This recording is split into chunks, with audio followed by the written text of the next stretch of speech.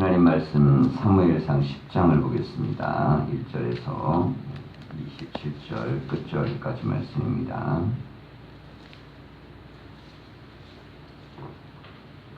기도하겠습니다. 이에 사무엘이 기름병을 가져다가 사울의 머리에 붓고 입맞춤에 이르되 여호와께서 내게 기름을 부으사 그의 기업의 지도자로 삼지 아니하셨느냐. 내가 오늘 나를 떠나가다가 베냐민 경계 셀라에 있는 라헬의 묘실 곁에서 두 사람을 만나리니 그들이 내게 이르기를 내가 찾으러 갔던 암나기들을 찾은지라. 내 아버지가 암나기들의 염려는 놓았으나 너희로 말미암아 걱정하여 이르되 내 아들을 위하여 어찌하리요 하더라 할 것이요. 내가 거기서 더 나아가서 다볼 상수리 나무에 이르면 거기서 하나님을 배우려고 베델로 올라가는 세 사람을 만나리니 한 사람은 염소 새끼 셋을 이끌었고 한 사람은 떡 세 덩이를 가졌고 한 사람은 포도주 한 가죽 부대를 가진지라. 그들이 내게 문안하고 떡 두 덩이를 주겠고 너는 그의 손에서 받으리라. 그 후에 내가 하나님의 산에 이르르니 그곳에는 블레셋 사람들의 영문이 있는지라. 내가 그리로 가서 그 성읍으로 들어갈 때에 선지자의 무리가 산당에서부터 비파와 소고와 저와 수금을 앞세우고 예언하며 내려오는 것을 만날 것이요. 내게는 여호와의 영이 크게 임하리니 너도 그들과 함께 예언을 하고 변하여 세 사람이 되리라. 이 징조가 내게 임하거든 너는 기회를 따라 행하라. 하나님이 너와 함께 하시느니라. 너는 나보다 앞서 길갈로 내려가라. 내가 내게로 나아가서 번제와 화목제를 드리리니 내가 내게 가서 내가 행할 것을 가르칠 때까지 7일 동안 기다리라. 그가 사무엘에게서 떠나려고 몸을 돌이킬 때 하나님이 새 마음을 주셨고 그날 그 징조도 다 응하니라. 그들이 산에 이를 때에 선지자의 무리가 그를 영접하고 하나님의 영이 사울에게 크게 임함으로 그가 그들 중에서 예언을 하니 전에 사울을 알던 모든 사람들이 사울이 선지자들과 함께 예언함을 보고 서로 이르되 기스의 아들에게 무슨 일이 일어났느냐. 사울도 선지자들 중에 있느냐 하고 그곳에 어떤 사람은 말하여 이르되 그들의 아버지가 누구냐 한지라. 그러므로 속담이 되어 이르되 사울도 선지자들 중에 있느냐 하더라. 사울이 예언하기를 마치고 산당으로 가니라. 사울의 숙부가 사울과 그의 서한에게 이르되 너희가 어디로 갔더냐. 사울이 이르되 암나기들을 찾다가 찾지 못하므로 사무엘에게 갔었나이다 하니 사울의 숙부가 이르되 청하노니 사무엘이 너희에게 이른 말을 내게 말하라 하니라. 사울이 그의 숙부에게 말하되 그가 암나기들을 찾았다고 우리에게 분명히 말하더이다 하고 사무엘이 말하던 나라의 일은 말하지 아니하니라. 사무엘이 백성을 미스바로 불러 여호와 앞에 모으고 이스라엘 손에게 이르되 이스라엘 하나님 여호와께서 이같이 말씀하시기를 내가 이스라엘을 애굽에서 인도하여 내고 너희를 애굽인의 손과 너희를 압제하는 모든 나라의 손에서 건져내었느니라 하셨거늘 너희는 너희를 모든 재난과 고통 중에서 친히 구원하여 내신 너희의 하나님을 오늘 버리고 이르기를 우리 위에 왕을 세우라 하는도다. 그런즉 이제 너희의 지파대로 1000명씩 여호와 앞에 나오라 하고 사무엘이 이에 이스라엘 모든 지파를 가까이 오게 하였더니 베냐민 지파가 뽑혔고 베냐민 지파를 그들의 가족대로 가까이 오게 하였더니 마드리의 가족이 뽑혔고 그 중에서 기스의 아들 사울이 뽑혔으나 그를 찾아도 찾지 못한지라. 그러므로 그들이 또 여호와께 묻되 그 사람이 여기 왔나이까. 여호와께서 대답하시되 그가 진보다리들 사이에 숨었느니라 하셨더라. 그들이 달려가서 거기서 그를 데려오매 그가 백성 중에 선이 다른 사람보다 어깨 위만큼 컸더라. 사무엘이 모든 백성에게 이르되 너희는 여호와께서 택하신 자를 보느냐. 모든 백성 중에 짝할 리가 없느니라 하니 모든 백성이 왕의 만세를 외쳐 부르니라. 사무엘이 나라의 제도를 백성에게 말하고 책에 기록하여 여호와 앞에 두고 모든 백성을 자기 집으로 보내매 사울도 기브와 자기 집으로 갈 때에 마음이 하나님께 감동된 유력한 자들과 함께 갔느니라. 함께 읽겠습니다. 어떤 불량배는 이르되 이 사람이 어떻게 우리를 구원하겠느냐 하고 멸시하며 예물을 바치지 아니하였으나 그는 잠잠하였더라. 아멘. 인사하겠습니다. 말씀 안에 복된 하루가 되십시오. 네, 오늘은 사울이 왕이 되는 장면인데요. 사울이 왕이 되는 것에 대한 예언을 사무엘이 해줍니다. 자, 그런데 이것이 예언의 말씀이 되려면 그거에 대한 이제 징조, 사울이 그것을 받아들이고 믿을 만한 사건들이 일어나야겠죠. 그래서 사무엘이 세 가지를 얘기합니다. 돌아가다가 양을 찾았다는 소리를 듣게 될 것이다. 자, 그런 이야기를 또 하고요. 또 예언자들을 만나게 될 것에 대한 이야기도 하고, 자, 그리고 여러 가지 이제 이 이야기들 내용 속에서 되어졌던 모든 것들이 그대로 이제 이루어집니다. 자, 이 사건들이 이루어지는 것을 통해서 이 사울도 분명히 하나님의 뜻이 이루어지겠구나, 이제 이것을 확신하게 되었다는 거죠. 그리고 돌아가서 이제 숙부가 상황을 물었을 때는 그 상황에 대한 설명 중에서 양을 찾게 된 것에 대한 이야기, 이 염소를 찾게 된 이야기를 암나기를 찾게 된 이야기는 그대로 들려주었지만 자기에게 일어날 일, 나라에 대한 이야기는 하지 않았다, 그렇게 이야기를 했습니다. 자, 17절 이하는 이제 드디어 왕을 세우는 장면인데요. 사무엘이 이제 백성을 미스바에 모읍니다. 그리고 이 자리에서 했던 표현, 이게 참 중요합니다. 우리가 이제 18, 19절을 보면 이스라엘 자손에게 이르되 이스라엘 하나님 여호와께서 이같이 말씀하시기를, 자, 이건 대언입니다. 이건 사무엘 생각이 아니고 하나님 생각이죠. 내가 이스라엘을 애굽에서 인도하여 내고 너희를 애굽인의 손과 너희를 압제하는 모든 나라의 손에서 건져내었느니라 하셨거늘.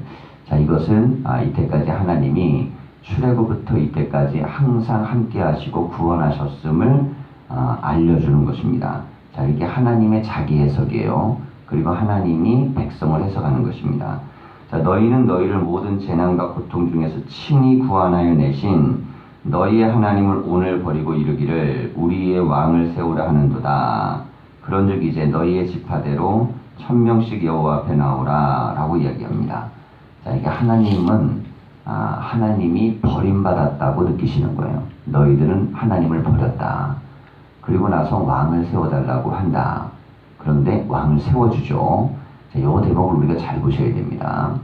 하나님하고 멀어지면서도 하나님에게 뭔가 원하는 것을 막 때를 쓰듯이 원하고 바라는데 하나님이 그걸 들어주시는 경우가 있습니다.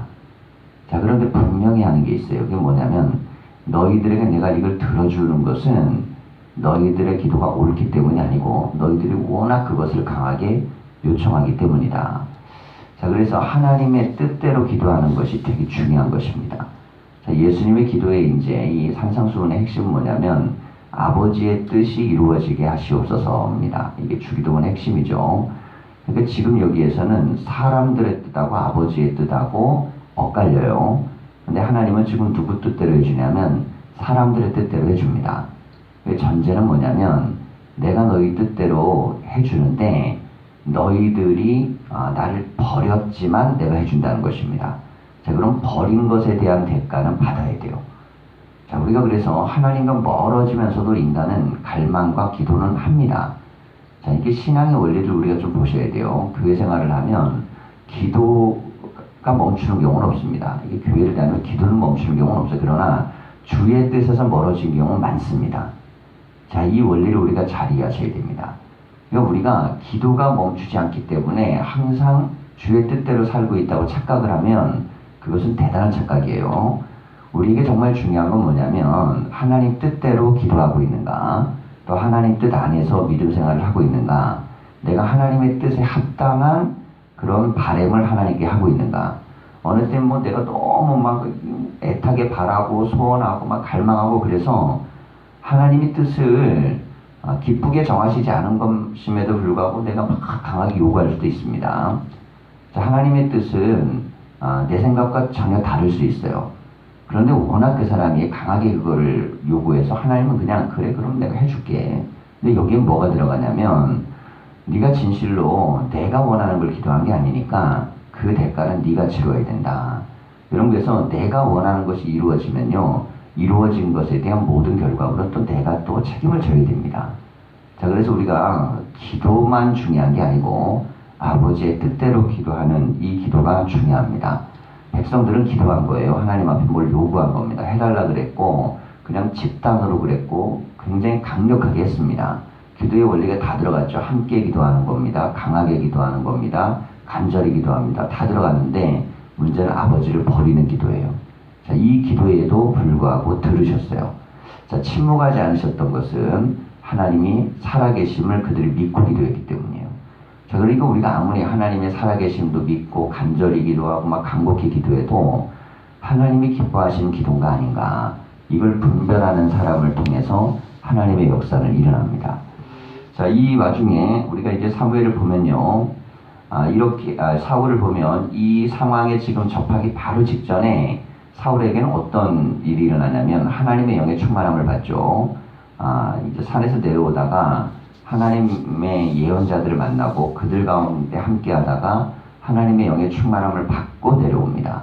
자, 이 대목을 우리가 좀 봐야 돼요. 그럼 이것이 무엇을 의미하는 것이냐면 하나님께서 비록 이 이스라엘 백성들이 버림받을 짓을 하여서 그래서 왕을 세운다 할지라도 하나님은 너 괘씸죄로 괘씸하게 당해봐라, 그렇게 하시진 않았다는 거예요.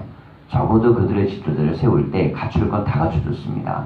가장 훌륭한 인격자, 또 지금 보면 뭐 어깨 위로 머리가 하나 더 있을 만큼 뭐 건장한 사람, 준수한 사람이죠. 그리고 거기에다가 성령의 충만함까지 다 갖췄습니다. 그러니까 모든 것이 정말 지도력이 될 만한 사람을 세워놓았지, 하나님이 아무리 자기에게 반항을 했다 그래서 정말 하나님이 기분 나쁜 사람을 세워놓진 않았어요. 단 그 사울이 대표성을 갖게 되면서 이스라엘은 문제가 되기 시작합니다. 자, 그게 대표성을 가지면서 그가 성령의 충만함을 상실하고 하나님에 대해서 멀어지니까 한 사람이 나라 전체를 뒤흔들어 버리는, 자, 그런 원리가 이제 생기게 되는 것입니다. 자, 그래서 순간적으로요, 그 사람이 대단해 보여도 중요한 건 두고두고 또 지켜봐야 됩니다. 정말 그 사람이 하나님 말씀과 뜻 안에서 지속적으로 계속 가는가, 그리고 그 사람의 영향력이라는 것이 계속 선하게 나는가. 자, 이건 쉽지가 않아요. 자, 경영을 할 때 있어서 뭐 이렇게 피트 드러커 같은 경우는 유명한 이제 자유주의적 입장에 서 있는 보수적인 경영학자입니다. 근데 경영 원리에 굉장히 중요한 것을 이야기하는 게 뭐냐면 지도자는 반드시 계획을 세운다. 근데 그 계획은 시간이 지나면 어느 정도 목표가 완성되면 또 다른 계획을 세워야 한다. 이렇게 돼 있어요. 자, 이건 무슨 뜻이냐면 사람이 계획을 세운 대로 그대로 모든 게 진행되지 않습니다. 그래서 항상 계획은 수정되는 게 옳습니다. 우리가 이런 경우 있잖아요. 뭐 한 번 했으면 그대로 가야지. 한 번 했을 때 그대로 가는 건요, 그게 좋을 때도 있지만 어느 때는 안 좋을 때도 있습니다. 그러니까 가다가 안 될 때는요, 끊임없이 수정하고 바꾸는 거예요. 좋은 지도자는 변화된 상황과 변화된 사람과 변화된 형태를 맞춰나가는 것입니다. 자, 근데 하나님께서는요, 언제나 최고의 상태로 시작을 하시지만 상황이 나빠지면요, 사람도 바꾸고 환경도 바꾸고 다 바꿔버리십니다. 그리고 다시금 하나님의 뜻을 만들어가는 원리로 시작을 하시는 거예요. 그러니까 하나님이 사업을 세웠으니까, 세우셨으면 끝까지 가셔야지. 그건 하나님의 뜻에 어긋나는 것이에요. 하나님은 사울을 끝까지 가려고 세운 것이 아니고 바르게 선 사울을 축복하기 위해 세우신 것입니다. 자, 이 원리를 뭐냐면, 자, 로마서 말씀에서는요, 하나님의 사랑은 예수 그리스도 안에 있는 하나님의 사랑은 우리에게서 끊어지지 않습니다. 사랑은 끊어지지 않지만 하나님이 우리를 사용하시는 사역에 대한 사명과 역사는요, 변경될 수 있습니다. 자, 그래서 말씀을 우리가 이해하고 해석할 때 잘 하셔야 돼요. 자, 저 요한계시록에 보면 이게 교회의 촛대를 옮기는 장면이 나오죠. 자, 분명히 하나님이 딱 봤더니, 야, 넌 아니야. 그럼 과감하게 바꾸십니다. 하물며 교회도 바꾸고 지도자도 바꾸고 사람도 바꾸고 바꿉니다. 이게 뭐 나 없으면 죽어도 안 될 것 같아도요, 하루아침에 먼지처럼 사라지는 게 인간이에요. 자, 하나님은 하나님의 일을 이루시기 위해서 이런 과정을 거칩니다. 하나님의 사랑은 변치 않지만 하나님의 일하심에 대한 부분은 항상 하나님의 뜻에 합당한 상태로 만들어 가시는 거예요. 자, 그러니 우리가 이 긴장감을 잊지 말아야 됩니다. 하나님은 사랑이시면서 또 정의로우신 분이기 때문에 그 사랑만 기대고 그냥 내가 함부로 하고 내가 원하는 대로 내 마음대로 살고 하나님 지켜보시는 거예요. 그러면 나에게 별 문제 없어요. 그런데 그 대가는 또 혹독할 수 있습니다. 그 어느 자리에 있는 사람이 혹독하냐? 지도자의 자리에 있는 사람이 혹독합니다. 왜 그러면 지도자는 영향력이기 때문이에요. 자, 그래서 하나님이 사람을 세울 때는 그에게 많은 복을 내려주시지만 그 복을 거두어 가실 때는 한꺼번에 거두어 가시는 거예요. 이게 우리가 사울의 이야기를 통해서 배워야 될 중요한 이야기입니다. 자, 제가 목사가 됐으니까요. 제가 30살에 목사가 됐거든요. 20대 때 전도사였고, 그럼 다들 존중해주고 높여주고 이렇게 막 대우해주고 그럽니다. 자, 근데 신학의 과정을 적어도 한 10년 이상 거치고 목사가 됐죠. 제 아내는 결혼하자마자 사모가 됐습니다.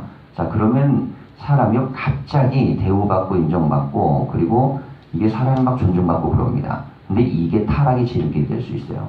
왜 그러냐면 기본적으로 사람이라는 존재는요, 성숙되지 않고 발전하지 않고 그리고 거기 자리까지 올라갈 훈련이 되지 않은 상태에서 이 지위가 먼저 올라가 버리면 그때 나타날 수 있는 현상이 뭐냐면 변화를 되지 않는 자신의 모습, 그리고 성장하지 않는 그 모습에도 불구하고 사람은 그 지위와 자리를 누리고자 하는 욕망이 생겨버립니다. 자, 이것들을 깎아내기가 보통 어려운 게 아닙니다. 목사의 자리도요, 이제 굉장히 어려운 것 중에 하나가 무엇이냐면 사울이 지금 인생의 첫 번째 상상도 못한 자리에 올라가죠. 근데 갑자기 올라가는 거 아닙니까? 자, 갑자기 올라가는데 이 갑자기 올라간 사울은 그 집안 자체가 폭삭 무너져 버립니다. 그 왜 그러냐면 하나님의 뜻으로 세워졌다는 생각을 해야 되는데 그 자리를 지키려고 그랬어요. 그 자리에 대한 부분.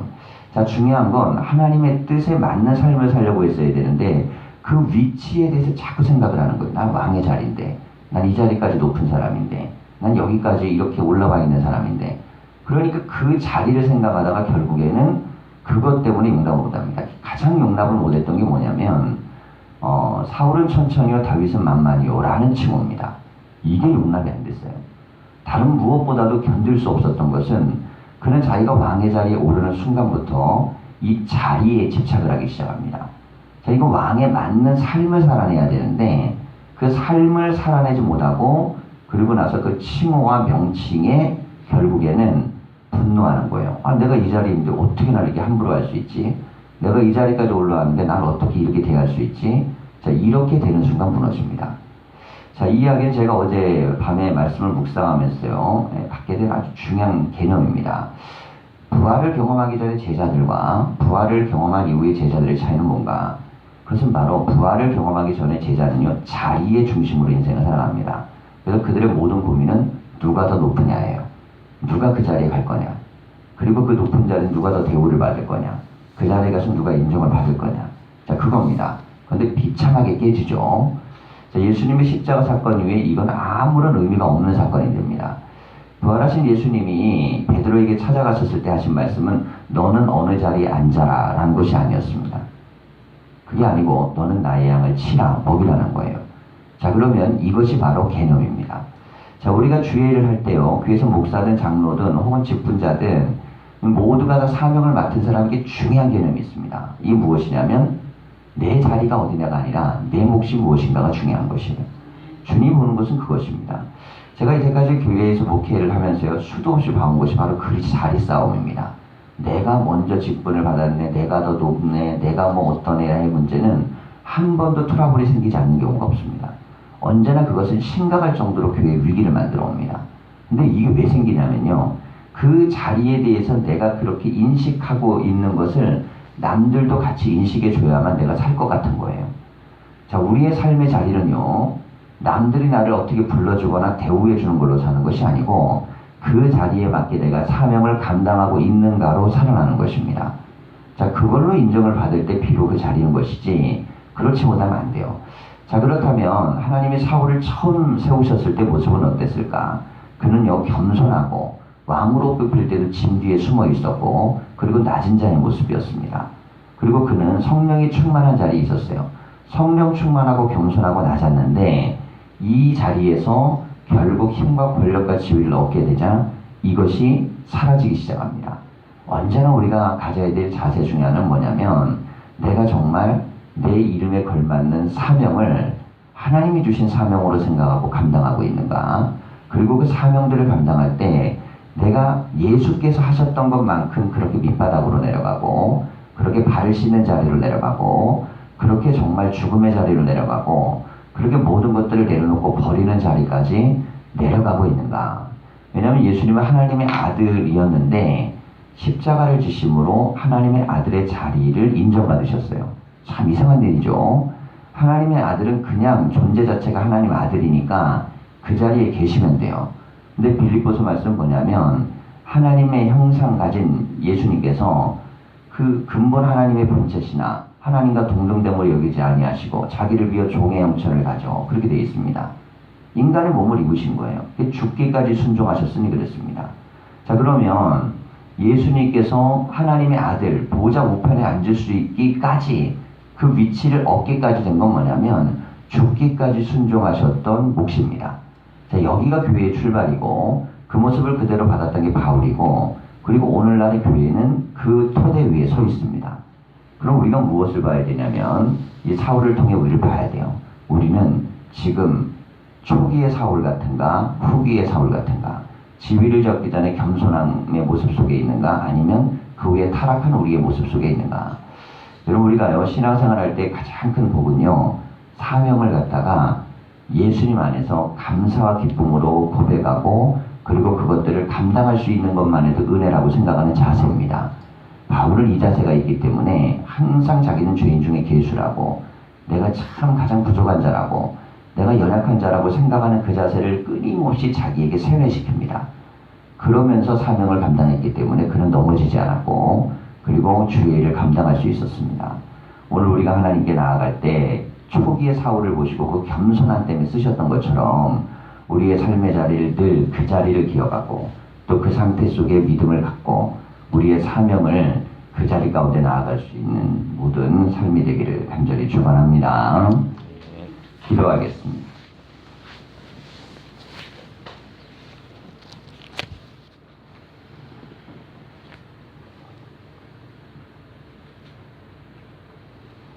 살아계신 하나님, 우리가 진실로 중요한 것이 무엇인지 본질적인 것이 무엇인지 깨닫게 하셔서 하나님 우리는 위치보다 사람을 귀히 여기며 주의보다 사명을 귀히 여기며 우리에게 부여되어 있는 권한보다 우리가 해야 될 하나님이 우리에게 주신 목들을 귀하게 여기며 하나님 모든 것들을 감당할 수 있는 그런 믿음의 삶을 살아갈 수 있도록 인도하여 주시옵소서.